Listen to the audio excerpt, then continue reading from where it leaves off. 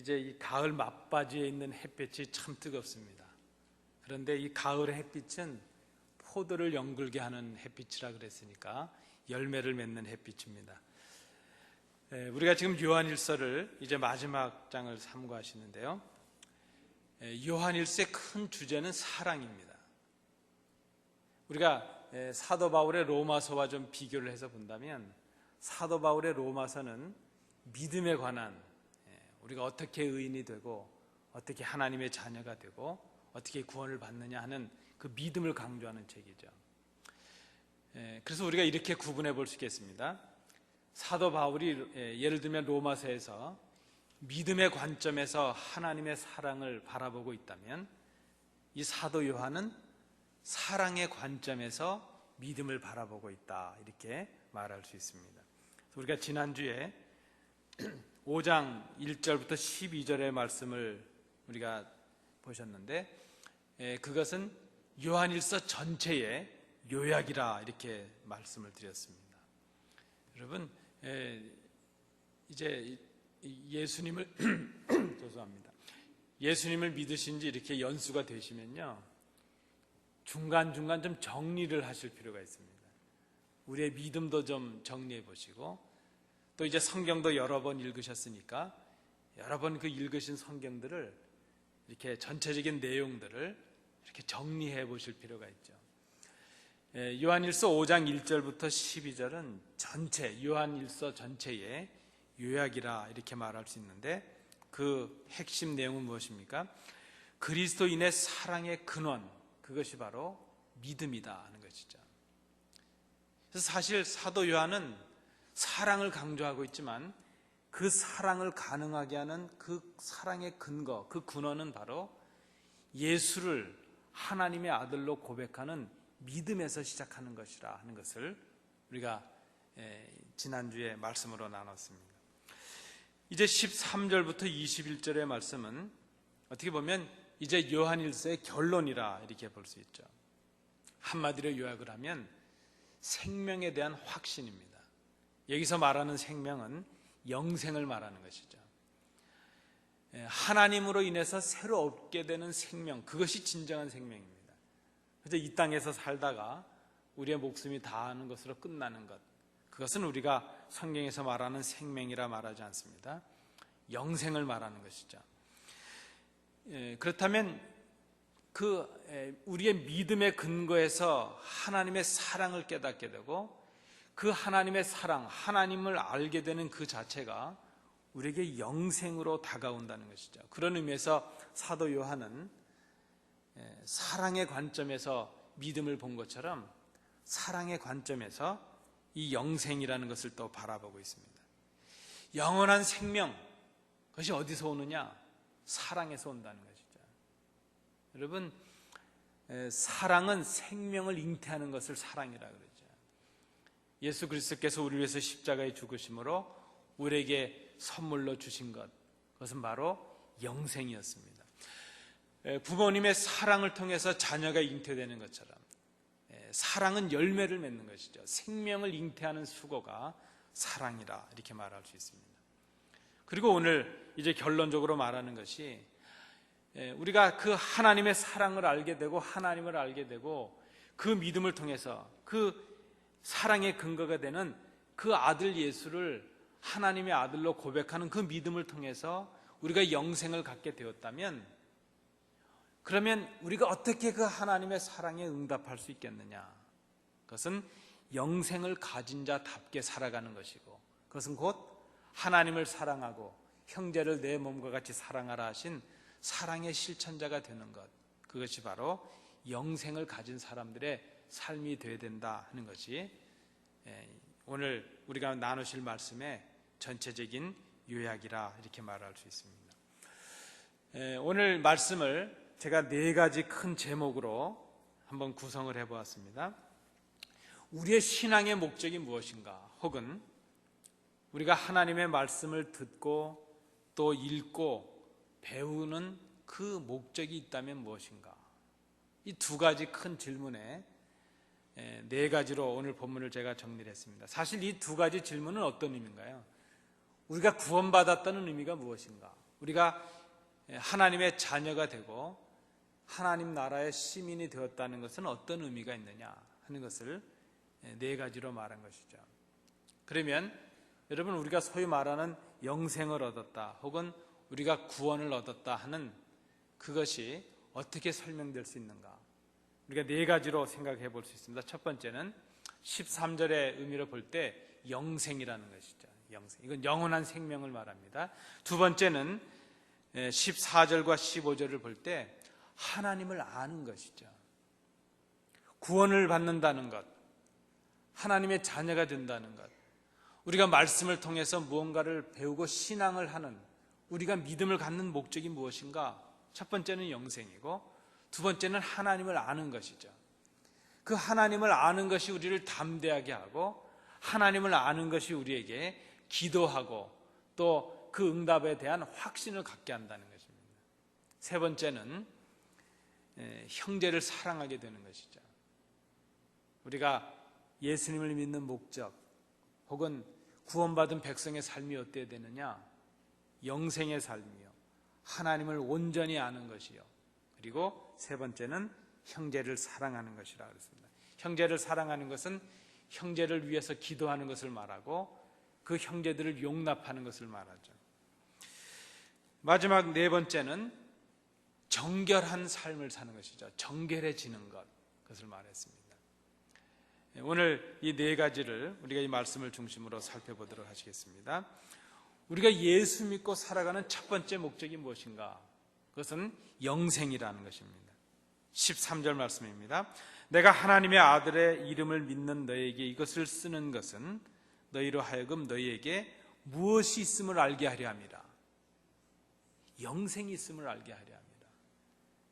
여러분, 우리가 예수님을 하나님의 아들로 믿고 고백하고 하나님의 자녀가 되었는데 우리가 잘 깨닫지 못하는 게 있습니다. 무엇인가 하면 우리가 영원한 생명을 소유한 사람들이 되었다는 것을 잘 생각하지 않는 것이죠. 그저 이 땅에서 살다가 죽을 사람인 것처럼만 자꾸 생각하는 것이죠. 여러분, 우리는 누구인가요? 우리는 하나님의 나라의 영생을 소유한 사람들입니다. 오늘 이 말씀 13절에 보면 내가 너희에게 이것을 쓰는 이유는 너희로 하여금 너희에게, 너희는 누군가요? 하나님의 아들, 예수를 하나님의 아들로 고백하고 있는 사람들이죠. 12절 말씀에 있는 대로 본다면 아들이 있는 자죠. 아들이 있는 자. 아들이 있는 자라는 것은 그 독생하신 아들 예수를 그리스도로 믿고 고백하는 사람이죠. 그러니까 우리가 이 사도 요한을 통해서 지금 이 말씀을 배우고 우리가 신앙생활을 하게 되는 가장 큰, 아주 가장 원초적인 목적은 영생을 얻는 데 있다는 것입니다. 여러분, 우리가 영원한 생명을 가진 사람처럼 살아야 됩니다. 그저 이 땅에서 살다가 이 땅의 생으로 끝날 사람처럼 살아서는 안 되는 것이죠. 그래서 우리가 조금 여유를 가져야 됩니다.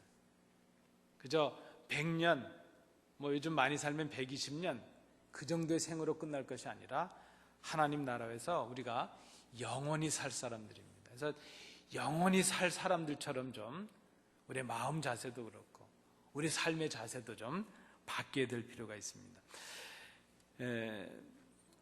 사도 요한은 요한복음에서도 이와 비슷한 말씀을 했죠. 요한복음 20장 31절, 오직 이것을 기록함은 너희로 예수께서 하나님의 아들 그리스도이심을 믿게 하려 함이로, 또 너희로 믿고 그 이름을 힘입어 무엇을 얻게 하려 함이니라?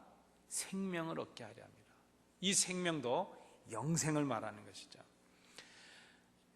여러분, 우리가 다른 것 다 잊어도 잊지 말아야 될 것이 있습니다. 여러분 잘 아시는 뉴턴이라는 대과학자가 있지 않습니까? 아마 그분이 만류 인력의 법칙이라는 것을 발견도 하고 그랬다 합니다. 위대한 과학자죠. 그런데 그분이 말년에 치매 같은 게 걸려서 다 기억을 못했답니다. 그래서 옆에 있던 제자들이나 그 후배들이 너무나도 안타까워서 도대체 당신이 지금 기억하는 것이 무엇입니까? 그랬더니 그렇게 얘기를 했다는 겁니다. 내가 다른 건 다 모르겠는데 예수가 하나님의 아들이시라는 것, 내가 그분을 믿음으로 하나님의 주시는 영생을 가졌다는 것, 그것 내가 아직도 기억하고 있다 그랬답니다. 우리가 다른 거 다 기억하지 못해도 꼭 기억해야 될 게 있는데 그겁니다. 예수 믿고 예수님을 하나님의 아들로 고백하고 내가 영원한 생명을 갖는 사람들이 되었다. 예수 믿고 나는 하나님의 자녀가 되었다. 그것만은 우리가 기억해야 된다는 것입니다. 두 번째입니다. 우리가 신앙하는, 우리가 예수님을 믿는 목적, 혹은 우리가 구원받았다는 의미가 무엇인가? 첫 번째가 영생이라면 두 번째는 하나님을 아는 것이라 그랬습니다. 여러분, 하나님을 얼마큼 알고 계신가요? 첫 번째, 하나님을 우리가 알게 되면 14절 말씀해 보니까 우리가 담대해진다 그랬습니다. 14절에 보시면 그를 향하여 우리가 가진 바 담대함이 이것이니 그의 뜻대로 무엇을 구하면 들으심이라 그랬습니다. 이 담대함이 어디서 옵니까? 이 담대함은 하나님과 올바른 관계를 맺는 데서 옵니다. 하나님과 올바른 관계를 맺게 되죠. 예수를 하나님의 아들 그리스도라고 고백하는 순간에 우리가 하나님이 누구이신지를 깨닫게 됩니다. 아, 하나님이 우리 아버지시구나 하는 것을 알게 되죠. 우리가 하나님의 자녀가 되고 하나님이 우리의 아버지시라는 걸 알게 되면 우리가 하나님의 뜻을 알게 됩니다. 아, 하나님이 원하시는 것이 무엇이구나. 그때 우리는 담대함을 갖게 됩니다. 히브리서 10장 19절 말씀에도 그러므로 형제들아 우리가 예수의 피를 힘입어 성소에 들어갈 담력을 얻었나니 이렇게 말합니다. 전에 우리는 하나님 앞에 설 수 없는 죄인들이었습니다. 그런데 예수 그리스도의 보혈의 공로로 우리가 하나님의 자녀가 되었습니다.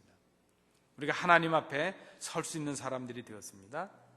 그래서 그 하나님의 사랑에 의지해서 예수 그리스도의 공로로 하나님 앞에 서는 우리들, 그 담대함, 이것이 바로 하나님을 아는 것에서 시작이 되고 그것이 우리가 예수 믿는 목적이고 구원받은 우리의 하나의 특징이 될 수 있다는 것입니다. 이것은 우리에게 영원한 생명이 주어졌다는 것에서 오는 담대함이죠. 그 영원한 생명을 주신 분이 하나님이시라는 것에 대한 확신에서 오는 담대함입니다. 그래서 그 하나님 앞에 설 수 있는 담대함, 하나님의 뜻을 아는 그 담대함은 우리로 하여금 하나님의 뜻대로 기도할 수 있는 사람들이 되게 하는 것이죠. 여러분, 우리는 전에 하나님 앞에 기도할 수 없는 사람들이었습니다. 우리가 기도할 때에 마지막에 꼭 빠치지 말아야 될 것이 있습니다. 무엇이죠? 예수님의 이름으로 기도했습니다. 기도하시는 그 특성들이 다 있죠. 제가 전에 한국에서 섬길 때 어떤 그 권사님은 하여튼 거기는 이제 한 2년 반 정도에 한 번 그 기도 순서가 올까 말까죠. 그러니까 아주 작정하고 올라오시는 겁니다. 아, 그 권사님이 얼마나 정말 기도를 길게 하시는지 아주 설교 시간이 난감해질 정도로 길게 하셨습니다. 그리고 꼭 끝에 하시는 말씀이 있으세요? 잠시 기도했습니다. 그러시는 겁니다. 그렇게 길게 기도하시고 잠시 기도했다 그러세요. 이런 말은 안 하셔도 되겠죠. 근데 여러분, 우리가 정말 기도할 때 빠지지 말아야 될 게 있습니다. 무엇일까요? 예수님의 이름으로 기도했습니다. 예수님의 이름으로 기도합니다. 왜 그렇습니까? 예수님의 이름으로 기도한다는 것은 그저 심심해서 붙여놓은 것이 아닙니다. 우리는 하나님 앞에 구할 수 없는 존재였습니다. 하나님 앞에 나설 수 없는 사람들이었죠. 그러나 예수 공로를 의지해서 지금 기도합니다. 예수님 때문에 기도할 수 있게 되었죠. 우리가 담대한 사람들이 되었다는 것, 하나님 앞에 담대한 사람이 되었다는 것은 하나님과 교제할 수 있는 사람이 되었다는 것이요, 하나님 앞에 아뢰할 수 있는 사람들이 되었다는 것입니다. 그래서 이 하나님 앞에 아뢰할 수 있는 사람이 된 이 담대함은 우리로 하여금 기도하는 확신, 우리가 기도하는 것에 대해서 하나님이 응답하신다는 확신을 갖게 되었다는 것입니다. 15절 말씀에 보면 이렇게 우리가 담대함을 가질 수 있게 된 이유가 무엇인가? 우리가 무엇이든지 주 안에서 구하는 것을 하나님께서 들으신다는 확신이 우리에게 있기 때문입니다. 주 안에서 구한다는 것이 무엇인가요? 예수님의 이름으로 기도한다는 것이요. 주 안에서 기도한다는 것은 하나님의 말씀의 뜻 가운데 순종함으로 기도한다 하는 그런 의미가 있습니다. 요한복음 11장 42절 말씀해 보시면 주님께서 하신 말씀입니다. 항상 내 말을 들으시는 줄을 내가 알았습니다. 이렇게 고백합니다. 이 말은 하나님 앞에 기도하시면서 하나님께서 그 주님의 기도를 항상 들으셨다는 것이죠. 우리도 주님을 닮아서 주님의 뜻 가운데 혹은 주님의 이름으로 기도한다, 그리스도 안에서 기도한다는 것은 우리의 기도를 들으신다는 확신을 갖게 된다는 것입니다. 여러분, 우리가 하는 기도를 하나님께서 응답하신다는 것은 우리가 어떤 특별한 공로를 가져서 하나님께서 우리의 공로를, 우리의 수고를 보시고 그렇게 해주시기로 작정한 것이 아니라는 것입니다. 그것은 담대함이 아니죠. 그런 것은 담대하다고 말하지 않습니다. 하나님께서 우리의 기도에 확신을 응답해 주시는 그 확신을 갖게 된 담대함이 어디서 왔는가? 그것은 하나님과 우리와의 관계 회복에서 오는 것입니다. 우리가 응답받을 만한 기도가 되어서 하는 것이 아니라 하나님께서 우리를 응답하실 만한 우리의 신분이 되었다는 것입니다. 우리가 하나님의 자녀가 되었기 때문이죠. 우리가 하나님 앞에 기도할 수 있는 사람이 된 것입니다. 응답은 우리의 기도의 여에 딸린 것이 아니라 하나님의 뜻 가운데 달려 있는데 우리의 존재가 전과는 다르게 하나님의 기도의 응답을 받을 수 있는 존재가 되었다는 것입니다.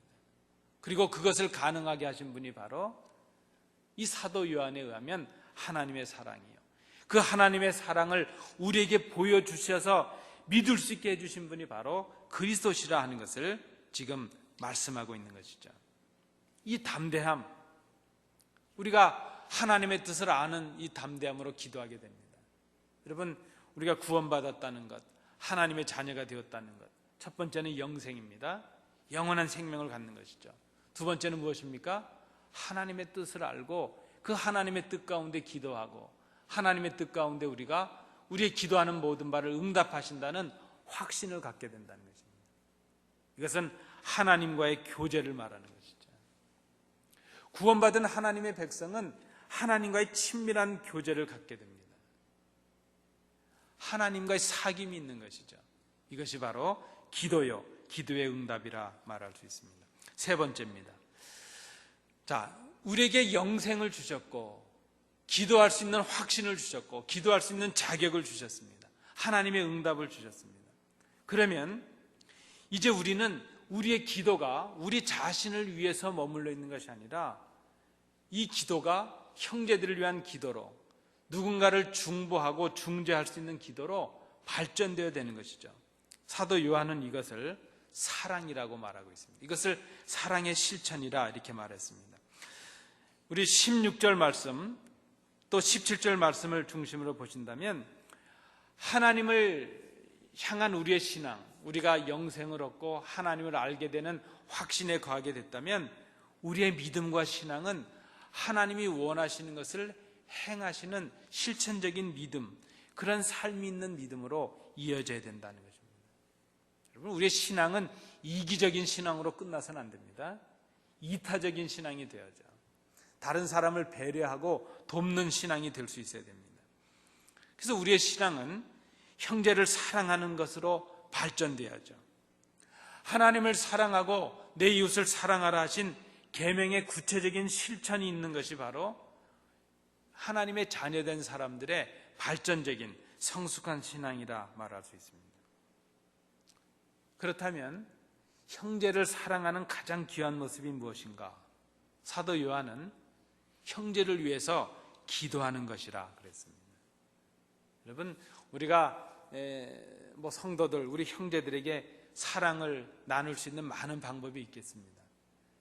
가진 물질을 나눌 수도 있을 것이고 마음을 나눌 수도 있을 것이고, 그런데 그 중에 제일 귀한 그것은 무엇인가 하면 기도하는 것입니다. 형제를 위해서 기도하는 것이죠. 그것이 하나님께서 원하시는 것이라는 것을 아는 것이죠. 하나님께서 원하시는 것은 하나님을 사랑하고 이웃을, 그 하나님의 자녀된 성도들끼리 서로 사랑하는 것이죠. 그리고 그 사랑의 가장 귀한 모습은 서로를 위해서 기도하는 것입니다. 그런데 기도하기 위해서 우리가 먼저 해야 될 것은 무엇인가요? 그를 용납하는 것이죠. 용서하는 것이죠. 여러분, 우리가 누군가를 위해서 기도하시면 그를 용서해야 먼저 시작이 될 수 있습니다. 하나님께 그에게 사랑을 쏟아달라고 부탁하고 우리가 기도하기 위해서는 내 마음으로 먼저 그를 용납하는 것이 있어야 된다는 것입니다. 형제를 마음으로 용서한 사람이 하나님께 용서를 구하는 기도를 할 수 있기 때문입니다.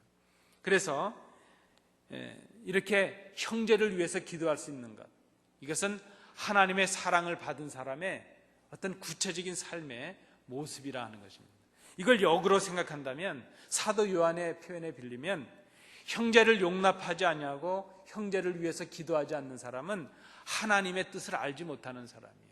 하나님의 사랑을 깨닫지 못한 사람이에요. 하나님의 마음을 알지 못한 사람이에요. 믿음의 확신에 거하지 못한 사람이에요. 그는 결국 영원한 기쁨과 영원한 생명을 맛보지 못한 사람이라 이렇게 말할 수 있다는 것입니다. 자, 사도 요한은 형제를 위해서 기도하라 그러면서 두 가지 죄를 말했습니다. 죽음에 이르는 죄가 있고 죽음에 이르지 않는 죄가 있다는 것이죠. 이 내용이 16절과 17절에 나타납니다. 그러면 그저 결론적으로 말하면 죽음에 이르지 않는 죄를 지은 성도들을 위해서는 기도하라는 것입니다. 근데 죽음에 이르는 죄에 있는 형제들을 위해서는 기도하지 말라, 그렇게 주의를 주고 있습니다. 그러면 우리가 구분해 볼 필요가 있겠습니다. 죽음에 이르는 죄는 생명을 얻지 못하는 죄라 그랬습니다. 그러면 죽음에 이르는 죄라는 것이 무엇일까요? 오늘 사도 요한이 말하는 죽음에 이르는 죄라는 것은 바로 예수를 하나님의 아들로 믿지 않는 죄를 말하는 것입니다. 회개함으로 그 예수 그리스도를 하나님의 아들로 고백하고 자기의 그 모든 삶을 돌이키고 하나님의 자녀가 되는 것, 그것이 바로 하나님의 자녀가 되는 길인데, 그 예수를 하나님의 아들로 믿지 않는 그 사람은 바로 죽음에 이르는 죄를 범하고 있다는 것입니다. 이들은 구체적으로 거짓 교사들의 미혹이 되어서 예수를 아들로 믿지 않는 참 신앙을 포기한 사람들을 말합니다. 아들을, 그 예수를 그리스도로 믿지 않기 때문에 하나님의 사랑이, 하나님의 영생이, 담대함이 그에게 주어질 수가 없다는 것입니다. 여러분, 예수를 그리스도로 믿지 않는 자들에게 영생은 없습니다. 그래서 죽음에 이르는 죄라는 것은 곧 아들을, 그 예수를 그리스도로 믿지 않는 죄를 말하는 것이죠. 그러면 죽음에 이르지 않는 죄는 무엇이겠습니까?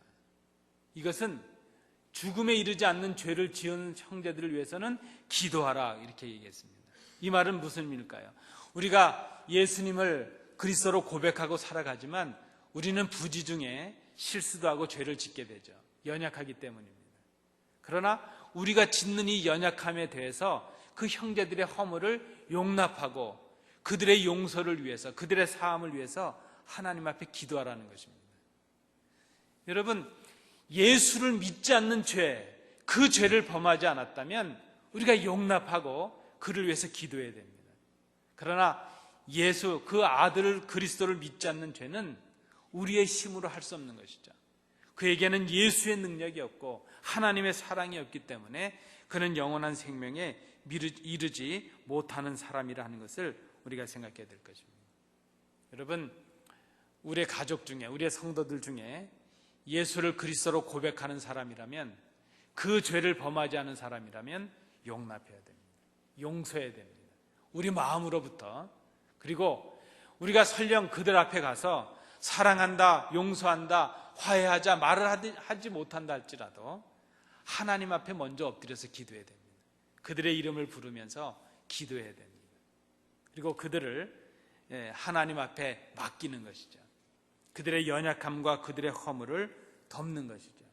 그것을 사랑이라 이렇게 말합니다. 사랑은 허다한 죄를 덮는다 그랬습니다. 여기서 말하는 허다한 죄는 무엇인가요? 바로 죽음에 이르지 않는 죄를 말하는 것이죠.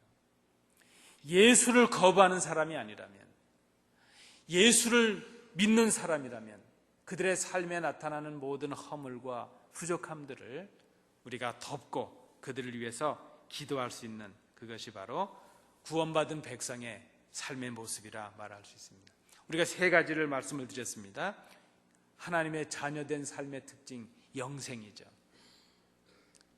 하나님의 사랑을 깨달은 사람의 특징, 영생입니다. 영원한 생명을 가졌다는 것. 그리고 하나님을 아는 그 담대함, 기도의 응답의 확신을 갖는 담대함 속에 살아간다는 것. 그리고 세 번째는 형제를 향한 진실한 사랑을 실천하는 사람이 된다는 것. 그리고 마지막 한 가지는 무엇입니까? 정결함입니다. 정결함. 18절부터 21절 말씀입니다. 결론적으로 말씀을 드리면 정결함이 무엇인가? 더러움에서 떠나는 것이죠.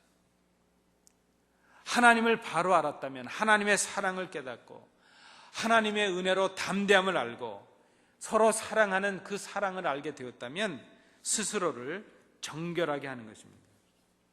우리가 하나님을 사랑할 수 있는 가장 귀한 방법이 무엇인가요?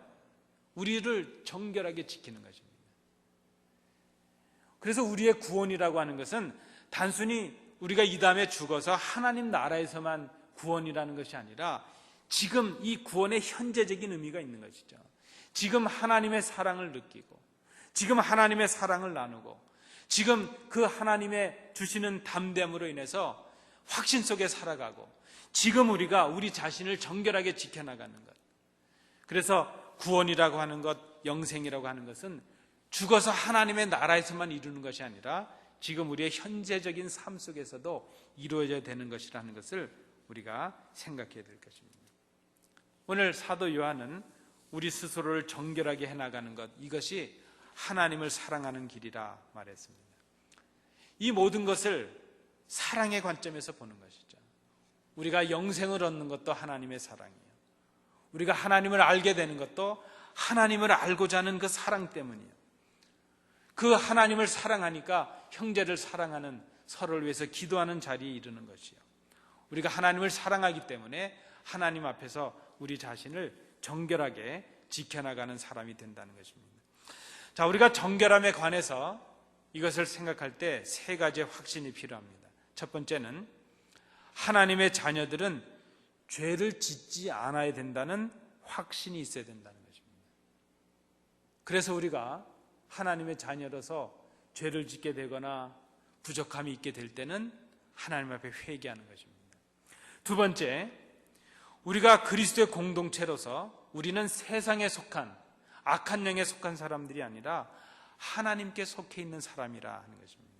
세 번째, 그리스도의 공동체에 속한 사람은 하나님의 말씀에 대한 분별력, 지식을, 하나님의 말씀을 분별할 수 있는 그런 지식을, 지혜를 가지고 있어야 된다는 확신이 있어야 된다는 것입니다.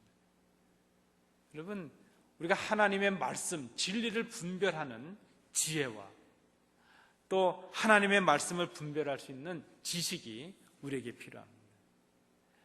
우리의 삶을 규정하고 우리의 삶을 아름답게 지켜나갈 수 있는 그 근거가 바로 하나님의 말씀에서 시작되기 때문이죠.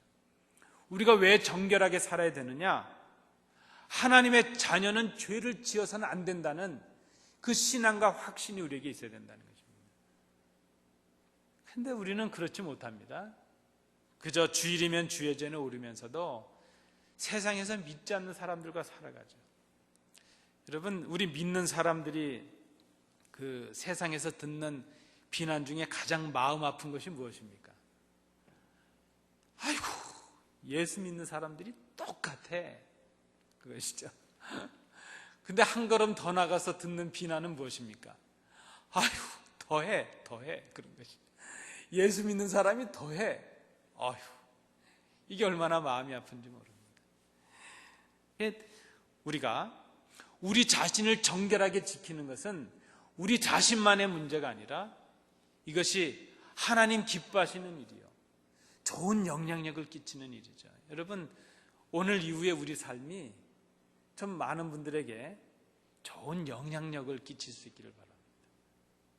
믿음의 덕을 세우고 위로하고 격려주고 낙심한 사람들이 우리들의 모습을 보면서 용기를 가질 수 있는 그런 성도들의 정결함이 우리에게 필요하다는 것입니다. 자, 이 본문을 좀 다른 각도에서 이렇게 정리를 해보았습니다. 그렇다면 우리가 이 정결함을 지킬 수 있는 방법이 무엇일까? 우리가 어떻게 하면 정결하게 살아갈 수 있겠는가? 제가 세 가지로 다시 본문을 구성해 보았습니다. 첫 번째 18절의 말씀처럼 우리는 우리 스스로를 지킬 수가 없다는 것입니다. 우리가 마음으로 결심하고 내가 정결하게 살아야지 그래도 안 됩니다. 연약하기 때문입니다. 그리스도께서 우리를 지키실 때에 우리가 정결하게 될 수 있습니다.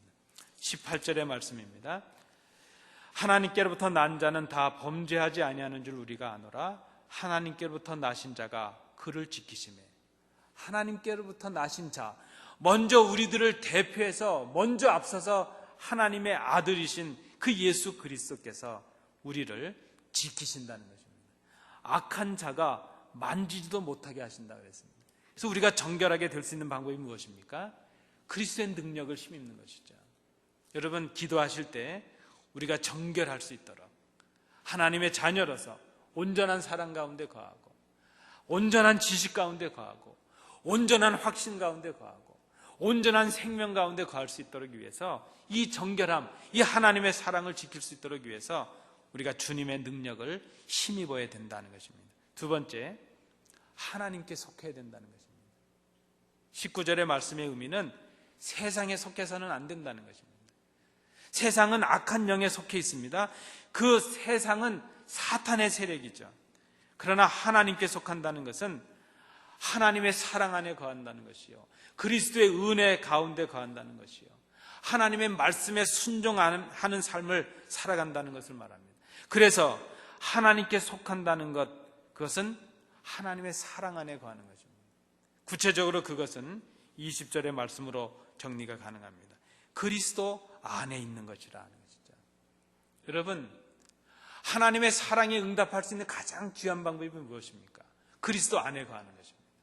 그러면 그리스도 안에 거한다는 것이 무엇이냐? 예수가 하나님의 아들이심을 고백하는 것, 바른 믿음에 거하는 것, 그것이 바로 그리스도 안에 있는 것입니다. 또 한 가지가 있습니다. 그리스도 안에 거하는 것이 무엇입니까? 진리이신 그 말씀에 순종하는 삶을 살아가는 것, 그것이 바로 그리스도 안에 있는 것, 거하는 것이라 말할 수 있습니다. 여러분 어떠십니까?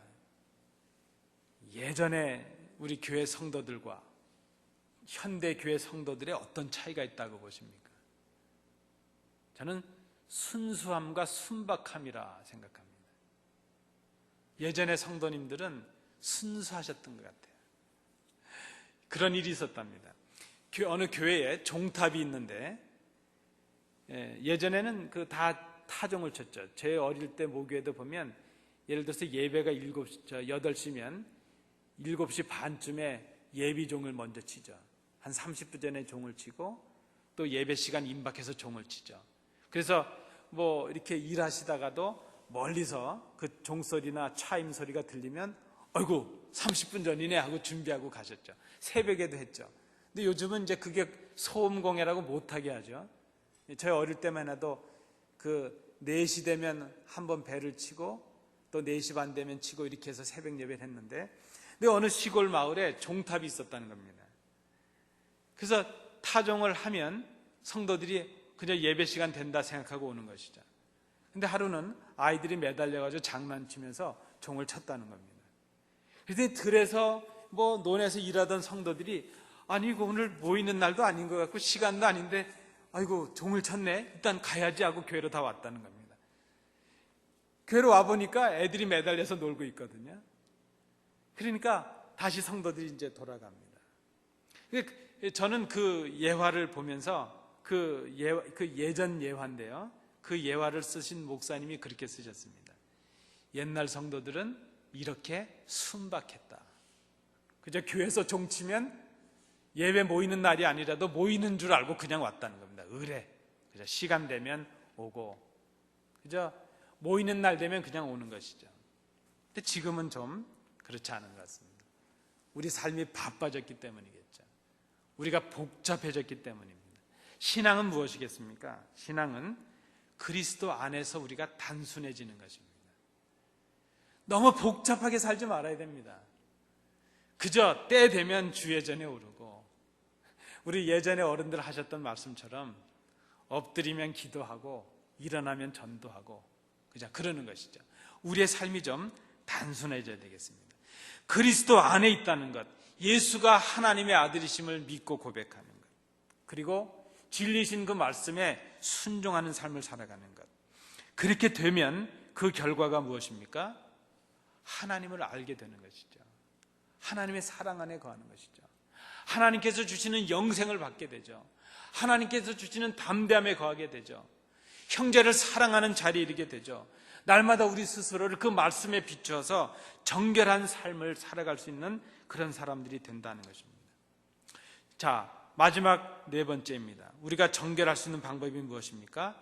우상에서 우리 자신을 멀리함으로 그랬습니다. 우상이 무엇입니까? 여러분, 집에 뭐 상을 만들어 놓고 어디 절하는 것, 그것만이 우상이 아닙니다. 하나님보다 더 사랑하는 것, 그거 우상입니다. 하나님보다 더 귀하게 생각하는 것, 그것 우상입니다. 하나님을 우리의 삶의 가장 우선순위에 두는 것, 그것이 하나님의 자녀된 우리의 모습이라 말할 수 있습니다. 오늘 이 말씀을 통해서 네 가지를 말씀을 드렸습니다. 구원받은 사람, 영생을 얻은 사람, 하나님의 자녀된 사람의 삶의 모습이 어때야 될 것인가? 영생에 대한, 영원한 생명을 주신 것에 대한 확신과 감격이 필요하다 그랬습니다. 하나님을 아는 지식으로 담대해져야 된다 그랬습니다. 형제를 사랑함으로 하나님을 사랑하는 그 사랑을 우리가 증거하고 보일 수 있어야 된다 그랬습니다. 그리고 우리 자신을 그 무엇보다도 하나님을 귀하게 여기는, 하나님을 믿는 그 정결함을 지켜나가는 것, 이것이 우리에게 필요하다 그랬습니다. 여러분, 이것이 사도 요한이 고백하고 있는 사랑입니다. 사랑이 무엇이냐? 하나님의 영생을 아는 것입니다. 사랑하면 그분의 뜻을 알게 되죠. 사랑하면 그분이 원하시는 것을 하게 되죠.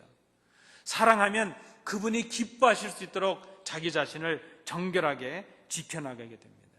이것을 사도 바울은 믿음이요 구원이라고 말했습니다. 이것을 사도 요한은 사랑이라고 고백하고 있습니다. 사랑은 입술의 고백으로만 끝나는 것이 아니라 우리의 삶으로 실천되는 것입니다. 사랑하는 성도 여러분, 우리가 이 사도 요한의 사랑의 원리를 배우시고 사랑의 용사들이 되시기 바랍니다. 하나님께서 주시는 이 능력을 힘입고 우리의 삶이, 우리의 기쁨이 더 풍요로워지고 예수 믿는 우리의 삶의 여정이, 믿음의 여정이 더 행복해지는, 더 감격이 넘치는 우리 성도들 되시기 바랍니다.